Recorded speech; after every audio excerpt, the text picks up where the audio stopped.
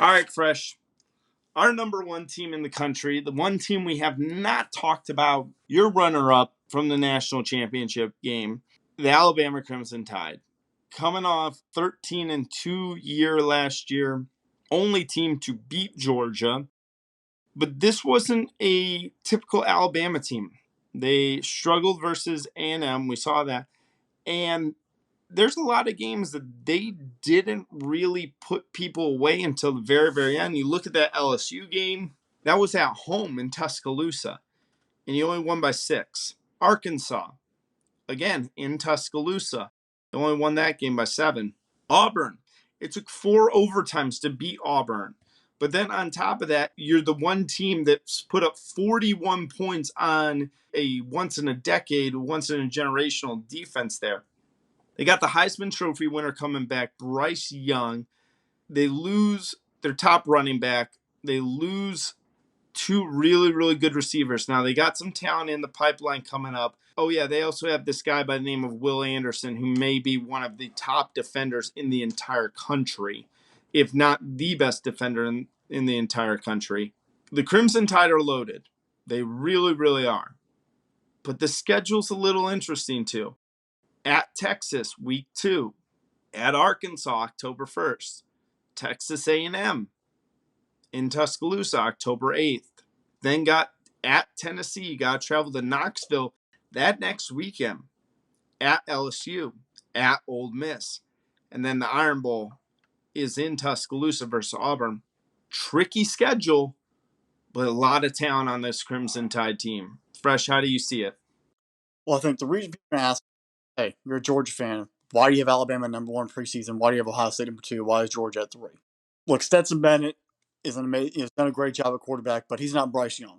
And Bryce Young, even when Jarvis Williams, was knocked out or Weddle was taken out, he was still able to move the football and put up some yards and be dangerous. And there was still fear that, hey, I don't care if they're wearing a crimson helmet, they're still going to find a way to catch the football. Him and Will Anderson are the reason why they are the number 1 team. There's not much of a difference between, in my opinion, truly, Alabama, Georgia, and Ohio State are, if you want to give me like a 93 to 94 score, they'd all be in that 93 point something in the 94. They're all very, very similar. They all have something they could really get better at, but they're all very elite.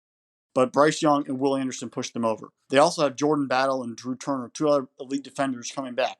One thing about Alabama, that defense early on, it struggled a lot. And it got better as the season went on. And they got better down the stretch. They had a lot of young guys having to play because the year before they had a ton of players drafted. So they sort of got guys on the field, got guys in the rotation, figured out what they're supposed to do. But now, you came out, I think they played with more passion in the SEC championship game. They took care of business, got themselves in the playoff. And that defense versus Georgia in the championship game, national championship game, wore down in the second half. You could definitely tell the running game and the passing attack, they were out of space. They could not play at the high level. That experience, though, I think will help them because their offense did not finish the job when they actually could have put some touchdowns up early. You look at who they bring in now. They got a 5-star receiver, Shaw's Preston, coming in. I got a feeling he's playing from day one. He's going to be an elite down the field deep threat for Bryce Young to keep that offense moving. But then they went out and they only got 3 real transfers, but the 3 transfers were probably three of the top 8 players you can get the transfer portal. Eli Ricks at corner from LSU, wide receiver Jermaine Burton from Georgia, and then running back Jahmyr Gibbs from Georgia Tech, who's going to be the number 1 starter. All 3 of those guys are starting day 1. And Burton was a stud and a big-time player for the Dogs. Ricks is a shutdown corner for LSU. So both of them coming to Alabama from interconference rivals is huge for Nick Saban to go out and grab and bring players in and have them contribute. You already mentioned the schedule. I do think this team's going to be angry. I think they have something to prove because we've heard it since January 11th. The reason why Alabama lost is because their 2 receivers got hurt and they couldn't play. Everybody has injuries.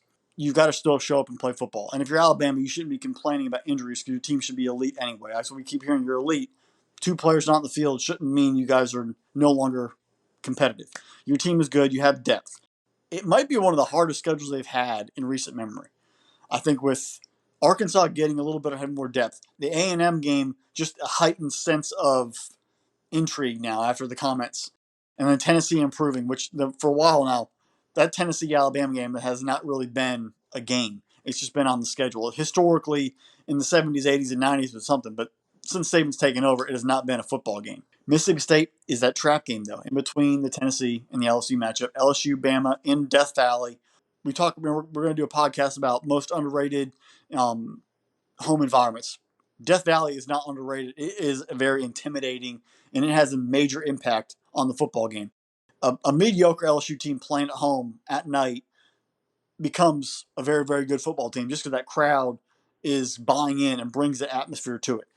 That game was going to be even elevated a little higher, and it's going to make Bryce Young have to play at a different level, make those players make their reads quicker. It's not like you're playing in Tuscaloosa at home. You're on the road in a hostile environment. That has a huge impact on the football game. And Ole Miss, Lane Kiffin is kind of laying the weeds there. Yeah, Matt Corral's gone, but he's sort of sitting back laughing, looking at Saban, and he knows, hey, I coach for Saban. Jimbo, you coach for Saban. You don't run your mouth against the king. Now, what Nick does, we all know Nick's done some stuff, some shady stuff at Alabama, and they bring players in. Everybody's done it.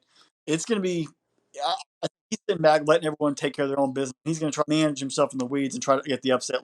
If Nick Saban and his coaching staff can keep their minds of the team focused and keep themselves driving 1 week at a time, keep that same Alabama mindset, I think they will be in a good position. Could this team go undefeated? Yes. I think this team goes 11-1 and still goes to Atlanta. I think just the schedule is going to be a little more daunting than what Georgia has to deal with, and somebody around the way might get them. But I think they still end up both meeting in Atlanta for the SC title. Don't sleep on that Utah State game to open the season. Utah State plays Connecticut the week before as a warm-up game in that week 0. Utah State was 11-3 last year. I'm not saying that Utah State's going to go into Tuscaloosa and beat them or anything like that, but don't be shocked if Utah State is kind of hanging around that first, second quarter type of thing, and Alabama doesn't put them away till like the third. People will talk about that. Like if Alabama doesn't put away a team like Utah State in the first quarter, people are going to have a conversation about, is this Crimson Tide team overrated? I don't think so.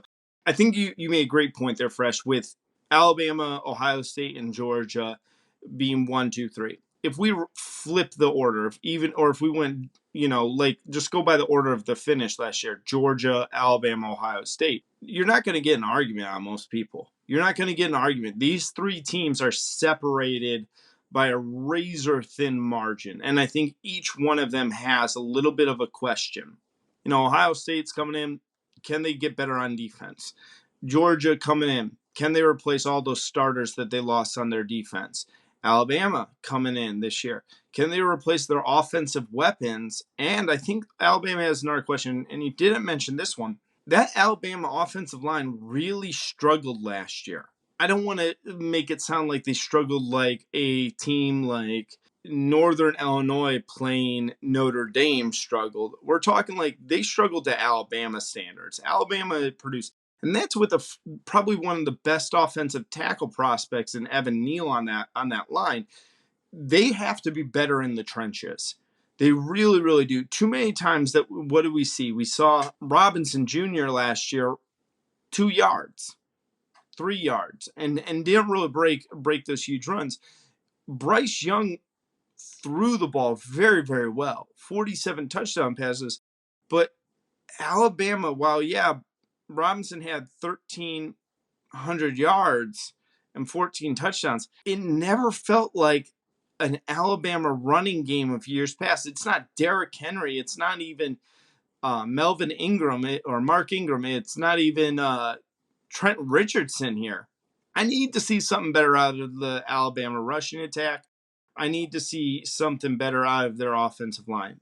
I think they're going to be good defensively, though. If you watched last year, I think there's questions about Alabama's full offense. Bryce Young was just chucking all over the place, and he was just a phenomenal quarterback. But the offensive line still was giving him trouble. He was running for his life. The LSU game, they were bringing pressure, and that's the reason why it was a football game, because that defense was getting after him. The offense for LSU couldn't score, but the defense was getting after him because the offensive line couldn't block anyone running or pass protection. But then you look at the Auburn game, the reason why another reason it was so close is that Auburn's defense was getting after Bryce Young and shutting that passing game down and taking the running game away. Then they shifted around the offensive line about halftime, and that's when Bryce Young started getting a little more time. The running game started coming together, and they're able to get that comeback and get the win in overtime. On that shifting around, they played well in the conference championship game, and then they were efficient versus Cincinnati. I think they did what they had to do, but then Georgia made adjustments on those changes in the championship game, and you saw as the football game won that Georgia defense overwhelmed that Alabama offense, especially in the red zone early in the first half when normally Alabama teams, they would have run the ball, boom, boom, boom, touchdown, but they were getting shut down. There was a lot of confusion at line of scrimmage, and they were forcing field goal attempts, and that's what kept the game going, took down the environment, and then Georgia's offense took over in the second half. And that offensive line they're recruiting 5-stars everywhere. You look at the depth chart, there's 5-star recruits and high 4-stars. They've got to get the 5 guys there. It's interesting though, you look at the former Jaguar head coach has been the offensive line coach there for this is going to his second season. Is he going to be able to get to those guys and get them to understand the concepts to block and to protect the quarterback? Because if they're not listening to what he's saying and they're just trying to do it off of natural ability and they're not communicating with the quarterback or communicating to each other, because offensive line, especially on the road, you've got to use hand signals. You got to communicate to each other. All right, are we shifting inside? How are we going to cover our blocks? When you have audible being called out by the quarterback, am I actually hearing what the coverage change is going to be? And then be able to adjust and function off of that. Offensive linemen actually have to be the smartest guys on the field because they have to read the defense, read leverage, and then understand coverages and understand the audibles and be able to work as one unit, not 5 individual guys. And if they're passing somebody off in protection, they've got to know that guy to their left or the right is taking on that responsibility and being there to cover them. Building that unit up, getting 5 guys, and you're really going to need at least 7 total. You need 3 guys, 2 or 3 swing linemen to come in there every once in a while and help spare time with injuries, but you've got to find a cohesive unit that takes over because Alabama, the reason why their running backs have been so successful and some of their less than athletic quarterbacks like Greg McElroy or Mac Jones have been so successful because run the football successfully, you don't get your jersey dirty, play action, and receivers are wide open in the secondary. That's how they built the Alabama brand is discipline, protect the quarterback, run the football, dominate the offensive line of scrimmage on both sides of the ball. We didn't really see that last year, and I think that's the one thing. Can Nick Saban get that dominance of the line of scrimmage back on offense and defense? Because that's the real telling tale for Alabama is owning the line of scrimmage and dominating on both those lines of scrimmage, on both sides of the ball. We got to start asking ourselves here too, Fresh. I mean, how many more years does Nick Saban have? You look at he's technically right now, Frank Solich at Ohio University retired a year ago. He was 76. He was the oldest coach in the country. Mac Brown is the oldest coach in the country over there at North Carolina. But people forget Mac Brown was retired for what, 4 or 5 years? Yeah, 5 or 6 years off. And then Saban's number 2.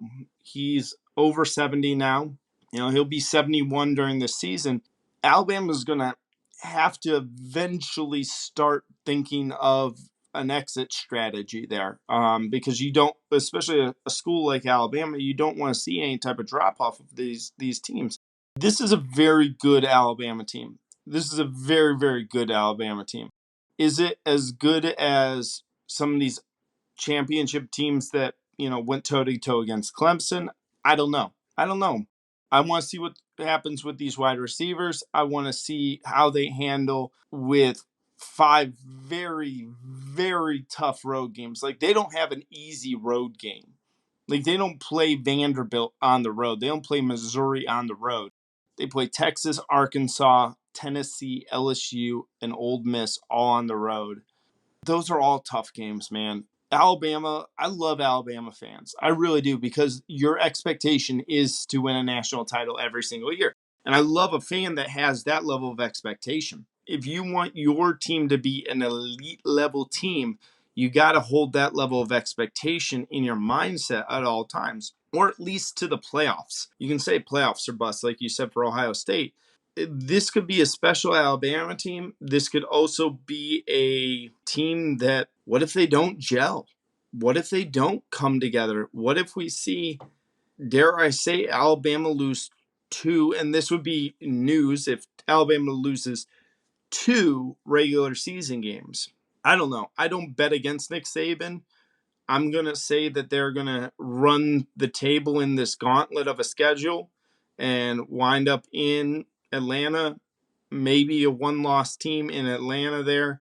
But also, I'm not going to be floored. I'm not going to be like clutching my pearls or anything here. Like, oh my goodness, how in the world did Alabama ever lose 2 football games? It's a real possibility. To me, they're the best They're the best team in the country right now to start off this season. Yeah, I mean it's it's a program that's built. I mean, I think the worst recruiting class he's had in the past 5 years is number 3 overall, consensus through 24/7 Sports. You're not getting slouches to come in and play, and he's developing guys. And the coaches that he rotates in, like Sarkisian was offensive coordinator for a while. Lane Kiffin was offensive coordinator. Dayball is now like those are 3 head coaches for 3 of the biggest brands in not I don't say Ole Miss is a huge brand, but you have a coach of the New York Giants, you have the head coach of Texas, head coach of Ole Miss, all were offensive coordinators for him. He rotates guys in. They function. Right now, you have